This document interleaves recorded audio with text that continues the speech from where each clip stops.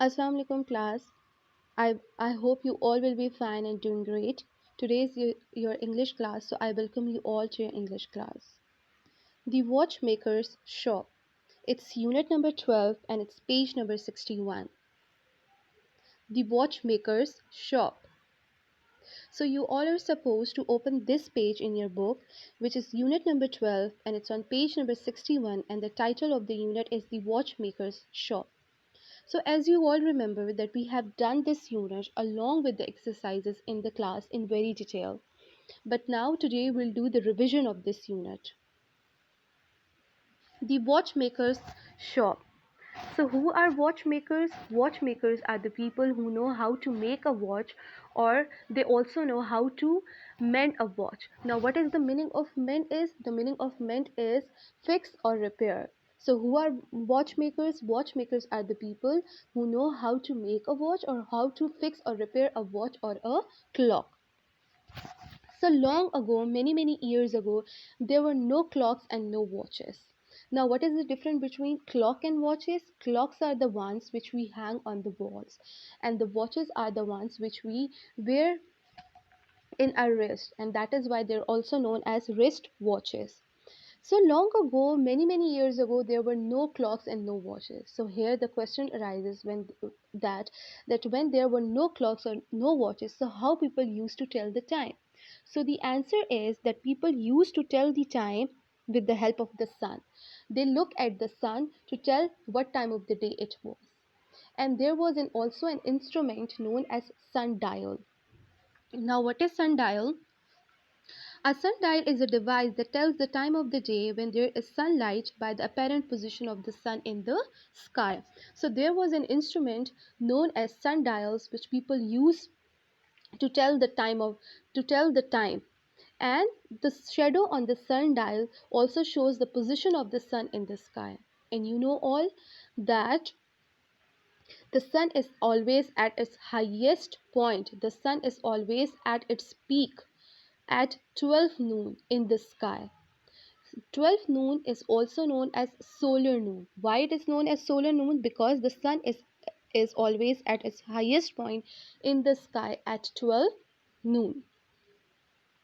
Now moving after clocks were invented, so after some time when clocks or the watches were invented, so many towns and many cities had a clock tower. Now what is clock tower? Clock tower is a tall building having clock in it. That is why it is known as clock tower.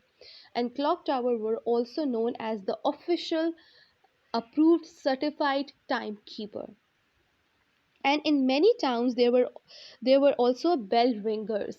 You know who are bell ringers? A person who uses to ring the bell are known as bell ringers. And what were the duty of the bell ringer? The duty of the bell ringer was that they had to walk through the town ringing a bell at important times or at important events or at important festivals.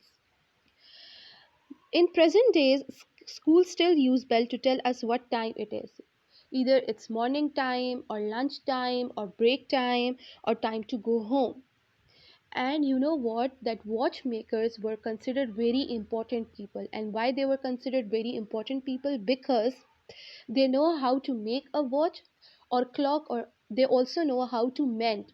The meaning of mend is fix or repair a watch or a clock.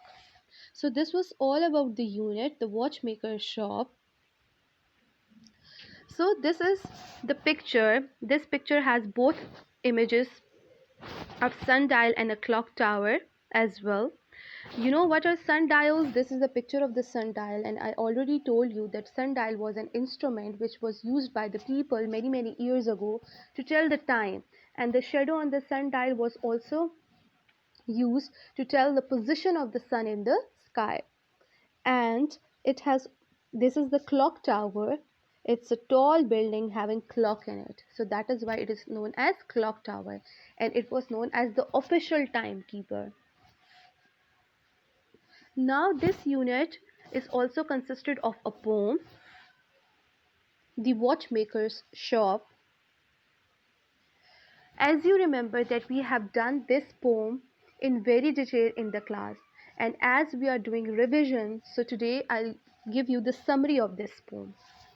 So, according to the poet, he said that in his town there was a street, and in a street there was a little small shop, and that little small shop was very strange, was very curious or fishy.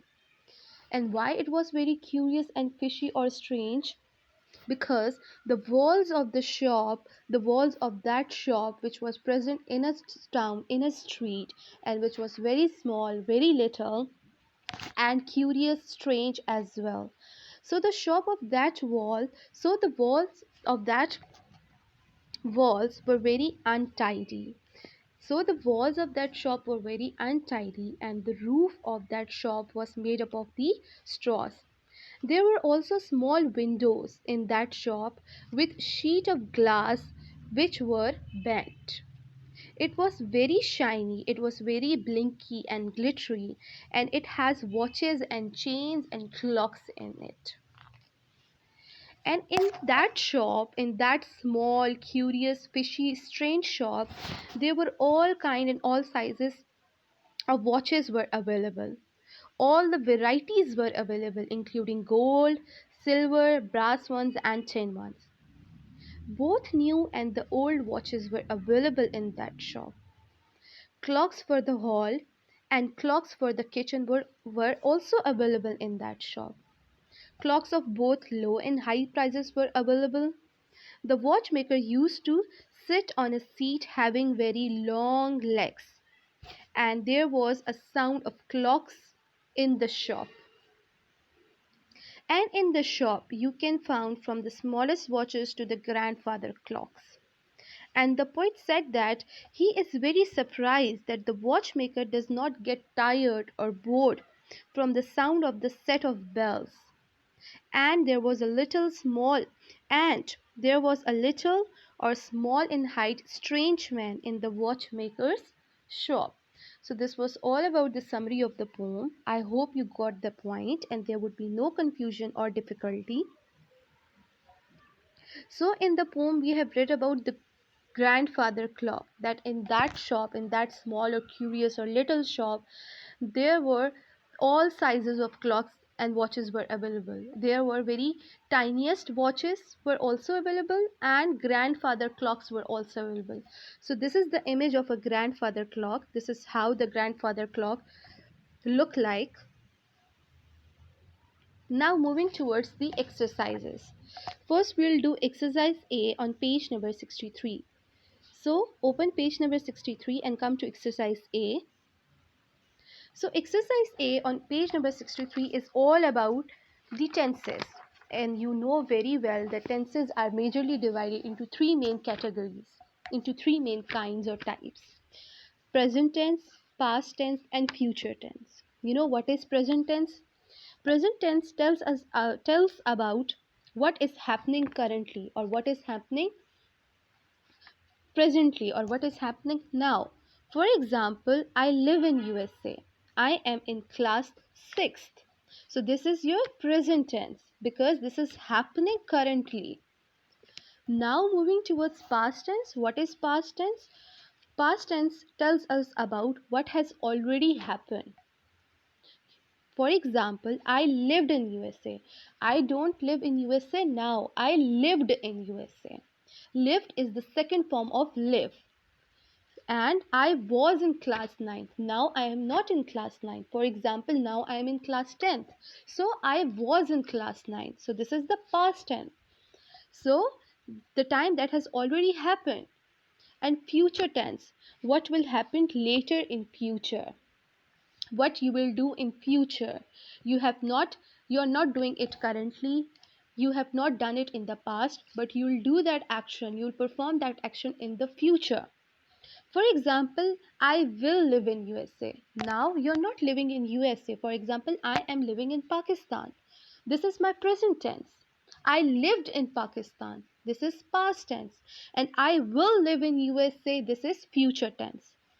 And I will be in the class. Now I am not in the class. For example, I am in the ground. And I will be in the class after some time. So this is future tense. Now moving toward the exercise A. So the question is, underline each verb which tense is used in each sentence written in past, present or future. So there are some of the sentences given, and we have to underline each verb in a sentence, and also some of the blanks are given in front of these sentences, and we have to state whether that verb used in a sentence is present, past or future. Number 1 is, my sister helps me with my homework. It means that my sister helps me with my homework. So this is present tense, right? I drank a bottle of water after the football match. So here the verb is drank. Drank is the second form of drink. So this is past tense. Babur's parent gave him a scooter for his birthday. Gave is a verb used in this sentence, and it is the second form of give. So this is also a past tense. She fell asleep before the end of a film. So this is also a past tense. The car will not have enough room for everyone. So in this sentence they have used will. So this action will be performed in the future. So a sentence having will or shall in it, it means that a certain sentence is of future tense. My elder brother will bring me to the cinema on Saturday. It means that my brother will bring me to the cinema on Saturday. So there is a will in this sentence. So this tense is of future tense. We will be at your house by 3 o'clock. So it means that currently I am not present at your home. So I will be at your house by 3 o'clock. So it's a future tense. My mother drives us to the training most weeks. So this is present tense. Drives is a verb and we have used s with it. So it means that it's present indefinite tense. And we use s or es with the verb when a subject is singular. I am going to London to watch the rugby game this evening. Means that I am going. This is a present tense. I had not gone or I will not be going. They had used that I am going. So this is present tense. Mom gives us treat after dinner or Friday evening. So on every Friday evening, mom gives us a treat after a dinner. So this is a present tense. Will is not used. Second form of verb is not used. So it means that the sentence is of present tense. So this was all about exercise A. Now slightly moving to exercise B. Now come to exercise B. It's on page number 63. Homophones. You know what are homophones? So exercise B is all about homophones. Homophones are the words that sound the same but have different meanings and spellings. It means if there are two words, the sound or the pronunciation of the word is same, but the spellings and the meanings would be different. Is known as homophones. So the question is, underline the correct homophone in each sentence. Number 1 is that there are some of the sentences given. In every sentence there are two words. There are homophones and we have to underline the correct word, the correct homophone that suits to the sentence, that is corrected according to the sentence. Number 1, if the weather is good during the summer, we go to the beach. Beach. Now both are, the pronunciation, the sound is same, but the meanings are different and the spellings are different. B-E-E-C-H beach and B-E-A-C-H beach. So with B-E-E-C-H beach means tree. It is the name of a tree. So if the weather is good during the summer, we go to the beach. Beach is B-E-A-C-H beach. The meaning of this beach is seashore or seaside. So we'll go to the beach. So we'll underline B-E-A-C-H. I am not allowed to dye my hair until I am much older. So here we use D-Y-E, dye. It means color your hairs or to give color to your hairs. She was not feeling well and looked very pale. Pale. So here we use P-A-L-E, pale. Means yellowish. The pane/pane of glass was broken and needed to be replaced. PAIN pain means when you feel some physical pain, when you got hurt and you feel some physical pain. And PANE pain means sheet of glass used in a window. The little girl read many books during her week of school. So here there are two words. So red is the color, so we'll use read, READ, which means to read something. Week and week. Here we use WEEK, week. I will write the letter to my uncle tomorrow. So here we'll use which write? WRITE. It means to write something, to write on a piece of paper, on a page. To my uncle. So here we use TO2. The house looked spotless when the maid had finished cleaning. So MADE made means to make something, to create something, right? To produce something. MAID made is house helper. So here we use MAIDE. Their headmaster opened the main door into the school. So here we use their, THEIR, their headmaster. Opened the main door into the school. So the correct spellings of main is MAAIN. Do you know where I can buy my school books? So here we'll use which know? KNOW know. And which buy we'll use? BUY buy. He added flour to the pancake batter. So here we use flour or all-purpose flour for making or for baking a pancake batter. So we don't use flour, we use flour, FLOUR. Clear? So this was all about the homophones. I'm going to repeat it again that homophones are the words which sound same. The pronunciation is the same, but the spellings and the meanings of that words are different. Homophones are also known as pair of words. Now moving towards the homework, I'm going to give you oral homework.